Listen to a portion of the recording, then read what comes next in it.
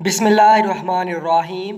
مور جتنا اب خوبصورت ہے اس سے کئی زیادہ جنت میں خوبصورت تھا۔ مور کی خوبصورتی پہ سبھی پرندے فدا تھے، لیکن ان سب خوبیوں کے باوجود مور سے ایسی کون سی خطا ہو گئی تھی جس سے اللہ تبارک و تعالیٰ نے مور کو جنت سے نکال دیا تھا۔ اللہ تبارک و تعالیٰ نے جب حضرت آدم علیہ السلام اور اماں حوا کو پیدا فرمایا، اس کے بعد ان کو جنت میں بھیج دیا۔ وہ دونوں جنت میں بہت ہی پرسکون رہتے تھے، بہت ہی لذیذہ میوے اور پھل کھایا کرتے تھے، لیکن ایک اناج جس کو کھانے سے اللہ پاک نے انہیں منع فرمایا اور وہ اناج گندم تھا۔ چونکہ شیطان حضرت آدم علیہ السلام کی وجہ سے ہی جنت سے نکالا جا چکا تھا، اسی وجہ سے شیطان کی حضرت آدم علیہ السلام سے دشمنی ہو گئی تھی۔ شیطان یہ چاہتا تھا کہ وہ کسی بھی طرح حضرت آدم علیہ السلام کو جنت سے نکال دے اور ساتھ میں اماں حوا کو بھی جنت سے نکال دے۔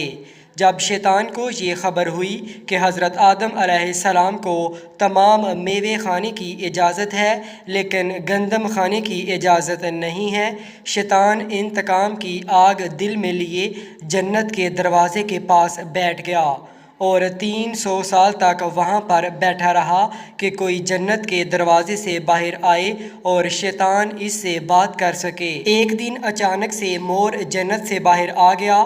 شیطان اس کو دیکھتے ہی بہت خوش ہو گیا۔ شیطان نے پوچھا، اے خوبصورت پرندے، تم کون ہو؟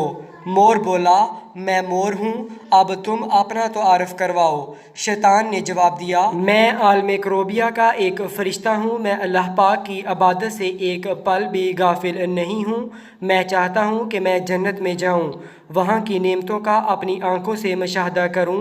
شیطان مور سے کہنے لگا کہ تم مجھے جنت کے اندر لے جاؤ، میں تمہیں 3 ایسی باتیں بتاؤں گا جس سے تمہیں ابدی زندگی حاصل ہو جائے گی۔ تمہیں بڑھاپا اور بیماری نہیں آئے گی، تم ہمیشہ جنت میں ہی رہو گے۔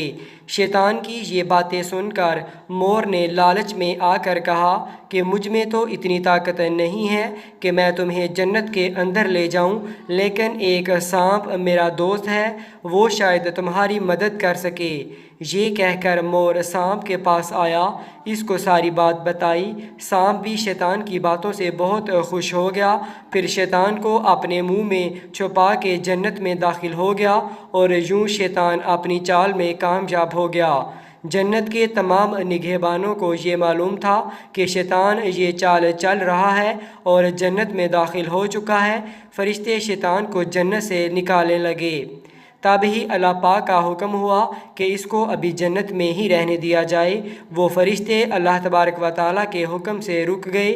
شاید یہ حضرت آدم علیہ السلام کا امتحان تھا۔ شیطان حضرت آدم علیہ السلام اور اماں حوا کے پاس جا کر اپنی محبت کا اظہار کرنے لگا۔ وہ دونوں ہی شیطان کو پہچان نہ سکے کیونکہ ماضی کے مقابلے میں شیطان کی شکل تبدیل ہو چکی تھی۔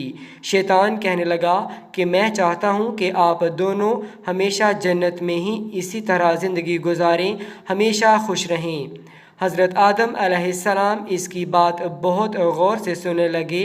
شیطان نے کہا، اگر آپ میری بات مان جائیں تو آپ کو جنت کی اور بھی تمام سہولتیں ملیں گی۔ حضرت آدم علیہ السلام شیطان کے بہکاوے میں آ کر کہنے لگے، یہ کس طرح ممکن ہے؟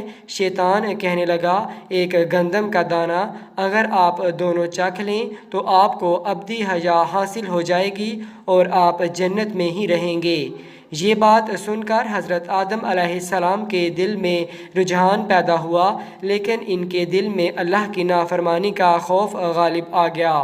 جبکہ اماں حوا شیطان کی باتوں میں آ گئی، جس پر اماں حوا نے حضرت آدم علیہ السلام کو راضی کر لیا۔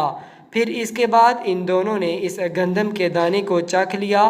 جیسے ہی گندم کا دانہ ان کے اندر گیا تو دونوں کے ستر واضح ہو گئے، جس کے بعد دونوں اپنے اپنے ستر چھپانے لگے اور خوف خدا سے کانپنے لگے۔ اسی دوران اللہ تبارک و تعالیٰ نے فرشتوں کو یہ حکم دیا کہ حضرت آدم علیہ السلام اور اماں حوا دونوں کو زمین پر اتار دو۔ حضرت آدم علیہ السلام کو سری لنکا کے قریب نیچے زمین پر بھیج دیا، جبکہ اماں حوا کو جدہ کی سرزمین پر اتارا گیا۔ جن خوبصورت پیروں سے چل کر مور شیطان کو جنت کے اندر لے آیا تھا، وہی خوبصورت پاؤں اللہ پاک نے مور سے لے لیے۔ سانپ جو اپنے منہ میں شیطان کو چھپا کر لایا تھا، اس کے منہ کی خوبصورت خوشبو کو چھین کر اس میں زہر ڈال دیا گیا، پھر مور کے ساتھ ساتھ سانپ کو بھی جنت سے باہر نکال دیا گیا۔